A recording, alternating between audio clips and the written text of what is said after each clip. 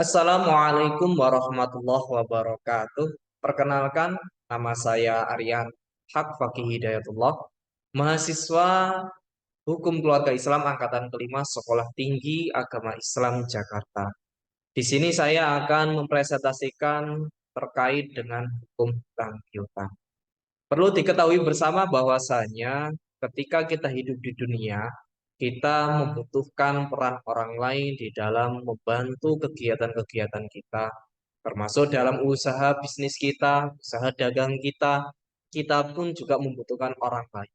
Ketika kita kesulitan modal, kesulitan bahan, kesulitan kebutuhan-kebutuhan yang akan menjadi keberlangsungan usaha kita membutuhkan peran orang lain termasuknya kita bisa memanfaatkan peran orang lain untuk membantu dalam melancarkan usaha kita, bisnis kita, atau dagang kita. Pada bahasanya, pengertian hutang piutang itu memberikan sesuatu kepada orang lain yang membutuhkan, baik berupa uang maupun benda dalam jumlah tertentu. Dengan diikat sebuah perjanjian yang telah disepakati bersama, di mana orang yang diberi tersebut harus mengembalikan uang atau benda yang dihutangnya dengan jumlah yang sama, tidak kurang atau lebih pada waktu yang telah ditentukan. Jadi pada dasarnya esensi yang utama adalah ketika kita berhutang, kita mempunyai kewajiban untuk mengembalikan sesuai dengan kesepakatannya, baik tempo waktu yang sudah disepakati ataupun jumlah nilai yang sudah disepakati bersama. Untuk menghindari hal-hal yang tidak diinginkan dalam hutang piutang, ada beberapa hal yang harus diperhatikan, antara lain, tulislah nama orang yang memberikan utang dan nama orang yang berhutang. Tulislah alamat rumah orang yang berhutang. Tulislah jumlah uang atau benda yang dihutangkan. Tulislah hari tanggal, bulan, tahun terjadinya utang piutang dan kapan untuk pengembaliannya. Berilah tanda terima, kwitansi, atau nota kepada orang yang berhutang sebagai ikatan perjanjian yang telah ditandatangani yang berhutang, yang mengembalikan dan memberikan hutang dan para saksi. Secara hukum, dasar hukum hutang piutang itu dasarnya sunnah, tetapi bisa berubah menjadi wajib apabila orang yang berhutang sangat membutuhkannya, sehingga utang piutang sering diidentikan dengan tolong menolong. Adapun hukum bagi orang yang berhutang adalah boleh mubah, diperbolehkan. Dengan demikian hukum hutang piutang bagi orang yang memberi utang adalah sunnah. Bahkan bisa menjadi wajib terhadap orang yang sangat membutuhkan. Dan bagi yang berutang, hukumnya adalah boleh, mubah, bahkan haram apabila diperuntukkan untuk kemaksiatan. Secara esensi, dasar hukum hutang itu diperbolehkan. Tetapi dengan aturan-aturan syariat yang ada, sesuai dengan hukum Islam, bahwa ketika hutang itu harus mengembalikan sesuai dengan perjanjiannya. Dan tentunya ketika hutang itu tidak boleh digunakan untuk kegiatan-kegiatan maksiat yang tadinya hukum itu diperbolehkan, mubah, sunnah, itu akan menjadi haram ketika hutang itu tidak diperuntukkan untuk kegiatan yang positif, dicampuri dengan kegiatan yang maksiat. Rukun dan syarat hutang piutang: satu, orang yang memberi hutang; dua, orang yang berhutang; tiga, objek atau barang yang dihutangkan; empat, lafat atau ijab kabul, artinya kesepakatan berupa pernyataan dari pihak yang memberi utang dan pihak yang berutang yang dibuat dalam bentuk lisan maupun tulisan.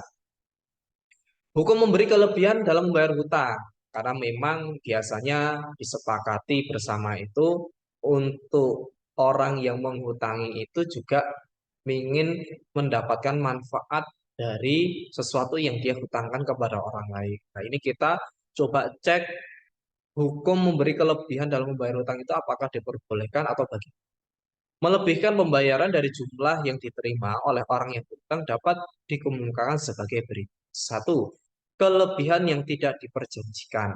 Apabila kelebihan pembayaran dilakukan oleh orang yang berhutang tanpa didasarkan pada perjanjian sebelumnya dan hanya sebagai ucapan terima kasih kebaikan, maka kelebihan tersebut hukumnya boleh halal bagi orang yang memberi hutang.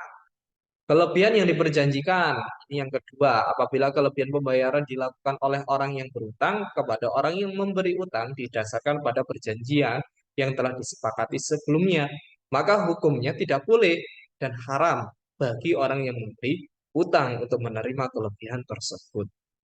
Dengan demikian jelaslah bahwa melebihkan pembayaran utang itu ya dengan sesuatu perjanjian sebelumnya hukumnya haram. Tetapi melebihkan pembayaran utang sebagai ucapan terima kasih dan tanpa perjanjian sebelumnya adalah boleh. Jadi kalau sampai ada pembengkakan nominal yang dihutangkan itu yang tidak diperbolehkan. Akan tetapi kalau sifatnya itu sebagai tanda syukur, tanda terima kasih dari orang yang utang kepada orang yang mengutangi itu diperbolehkan. Walaupun tidak ada perjanjian dan kesepakatan di awal, maka itu diperbolehkan. Kalau hanya sekedar sifatnya ucapan terima kasih sebagai tanda syukur karena sudah membantu kita ketika kita utang. Dampak negatif utang piutang itu dapat mengguncangkan pikiran. Sebab dengan utang pikiran tidak tenang, seolah-olah selalu dikejar-kejar orang. Ya, kadang kita juga menjumpai ya karena tidak mampu dalam membayar utang sehingga orang pun yang menghutangi akan menagih hutang kita untuk segera dibayarkan. Ketika kita tidak mampu, terkadang orang menuntut lebih. Nah, makanya kadang kita itu tidak tenang. Dapat mengganggu nama baik keluarga, sebab para penagih utang bisa datang setiap saat, sehingga bisa membuat orang yang berutang menjadi malu. Utang yang sudah lama belum terbayar akan membuat sakit hati, emosi bagi orang yang memberikan hutang, sehingga hubungan yang selama ini baik menjadi renggang, bahkan bisa menjadi putus. Jika utang seseorang sudah menumpuk banyak, dan belum bisa dibayar, maka dapat menghambat usaha bagi orang yang memberikan hutang. Jika utang seseorang sudah terlanjur banyak dan tidak bisa membayar hutangnya, maka dapat menyebabkan orang yang berhutang berbuat nekat untuk melakukan perbuatan jahat seperti mencuri, merampok, merampas, dan lain-lain sebagainya demi untuk membayar hutang tersebut. Yang tadinya hukum hutang itu diperbolehkan karena ketidakmampuan untuk membayar sehingga dia mencampuri sesuatu yang baik dengan kebatilan, sesuatu yang buruk, maka hasilnya pun juga akan menjadi buruk sebagaimana poin nomor 5 ini yang awalnya hutang itu diperbolehkan karena tidak mampu untuk membayar hutang, ini akan berdampak yang kurang baik bagi orang yang menghutang karena tidak mampu akhirnya mencuri. Karena tidak mampu akhirnya merampok, merampas. Padahal namanya mencuri, merampok, merampas itu adalah amalan yang tidak diperkenankan di dalam Islam dan akan mengandung dosa yang akan menjadikan sebuah kerusakan bagi orang yang melaksanakan. Sehingga ketika hutang itu dicampuri dengan mencuri, merampok, merampas, maka hasilnya akan menjadi buruk dan tidak berkah.